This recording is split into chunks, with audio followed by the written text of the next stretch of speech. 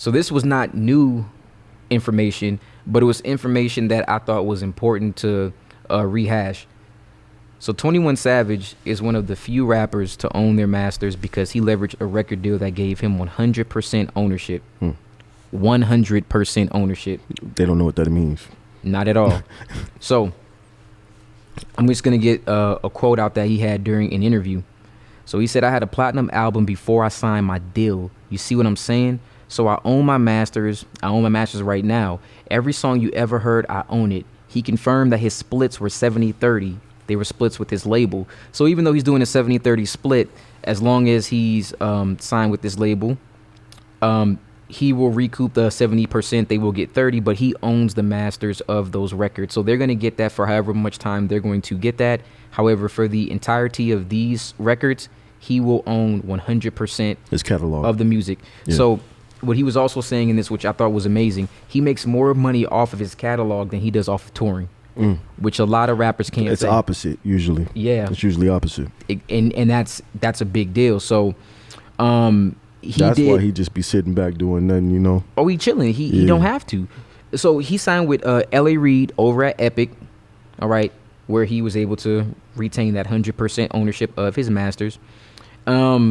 And that just goes to show you when you're getting with the right people, you're looking at the right business, and you're able to execute on that, you can get your fair share, which led me to an article by djbooth.net. And shout out to djbooth.net. I like them because a lot of the things that they write about are not like the salacious headlines. It's just usually opinionated or something informational for usually up and coming artists. So this was an article written by Brian Z. Shout out to Brian Z. The first thing you should do after receiving a $1 million advance. So if a major record label was to sign you for $1 million right now, what's the first thing that you would do? I have no idea. Oh, okay. And so most people, I would think, $1 million, if you never had anything at all, we doing what? No, I gotta sit down. New car. No, I gotta sit down. No, you ain't get no buzz down. I'm cool. No. Nope. You ain't gonna go. Nope. Club. Nope. No. Nope. If anything, I'm gonna disappear for a little bit. Aw, man. Yeah, I'm gonna have to get this album ready. All right. So from this article, before we get into what an artist should do with that sum of money they receive from that label, they want to define exactly what an advance is and explain how it works. So an advance is a prepayment of royalties, though it's correct to think of it as a check or in-pocket money that an artist will receive when they sign a record contract. So as advance, that term means much more. It's shorthand for your royalties, meaning that the payment represents a portion of the artist's future earnings. So the money that you're getting is already a portion of what they expect you to make in the future. In a record deal, advances are non-returnable. The artist will never have to pay back the label. In fact, the record company will define almost every cost in connection with an artist as an advance, whether paid directly to the artist or a third party on their behalf. So if an advance is a prepayment of royalties and a royalty is a share of the proceeds from the sales, then an advance is money paid to the artist before anything has been earned. It's a loan, fam. It's a loan. Okay. They're giving you a loan. Now, is it required for you to, after your first project, get that money back and pay them? Or is it okay with doing it album by album, building up basically your career and catalog? So the record label will agree to give you that loan with no collateral. Gotcha. With the understanding that this money is not free, nor is it a signing bonus, okay? The record label requires you to pay them back, literally, and they break down how much money they expect you to pay them back. Now, that's what I was asking. Cool. So they do have an expectation of how much they expect you to make. And how fast. And how fast they expect you to make it. Gotcha. And each contract is different because not everybody will get $1 million. And a lot of these, that's why they call them 360 deals, because the money that you're getting, you literally go right back. Right. So one thing that a lot of people don't talk about is, if I had $1 million right now, you don't have $1 million. You may say that, but you don't actually have $1 million. Not at all. Not even close. And this details that really, really well. So upon signing, a manager which is the accountant, typically takes 2.5%. That's $25,000 of a million.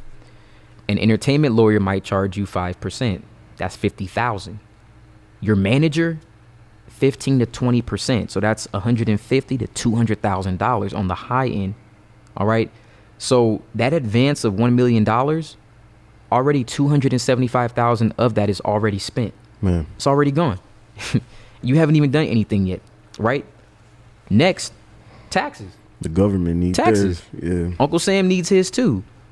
So before we do anything else, you're going to be taxed, and that can vary, I would say, anywhere between 25 to 38%, depending on where you are. So more than half of what you receive in advance is gone. Another 270,000. So by the time we get to what money you actually keep in pocket, we're at 450 to 60,000. So you already lost half of the money that you thought that you were going to have in your pocket. That's crazy. Right?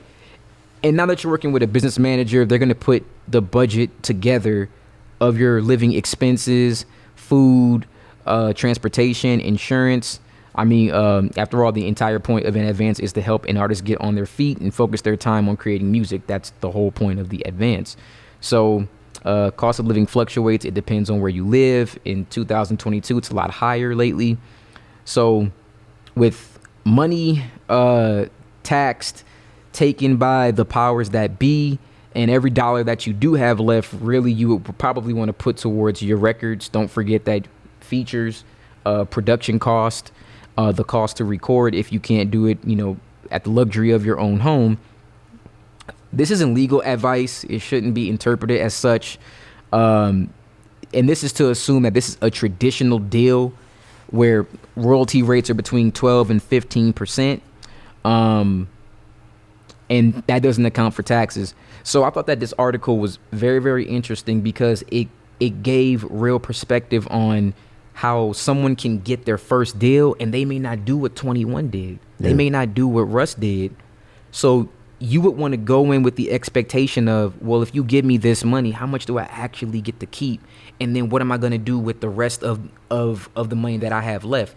This is how a lot of artists end up either running up the advance, not having any money left.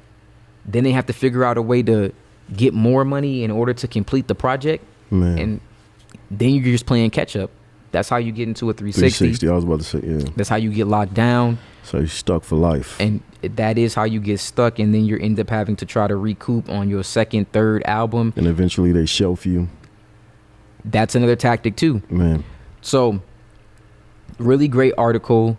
It's on DJ Booth. Again, it's the first thing you should do after receiving $1 million advance. If I had $1 million, depending on the stipulations of my contract, personally, I would create a home studio for a very minimal cost. I would pay one engineer to help me handle the production side of it. Somebody that, I probably got a good vibe with, good relationship. I would try to do all my features based on relationships that I have with artists or people who I actually like, not just based off of that artist appeal or how many streams I think I can garner by doing a collaboration with that artist.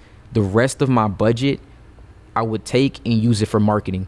I think that marketing is more important than anything else, because if you were to actually fail, but you did put that money into marketing you, whatever fans that you acquired, you can take with you wherever you go.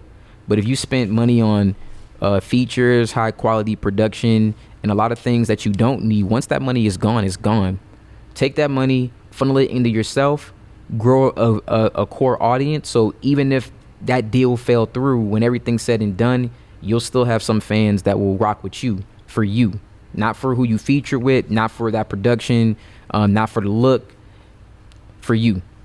So I don't know if that made you want to kind of rethink how you would structure that. I mean, you just gave the blueprint. What you mean? Yeah. That's the blueprint right that's there. the gym, because I a few features that I've done.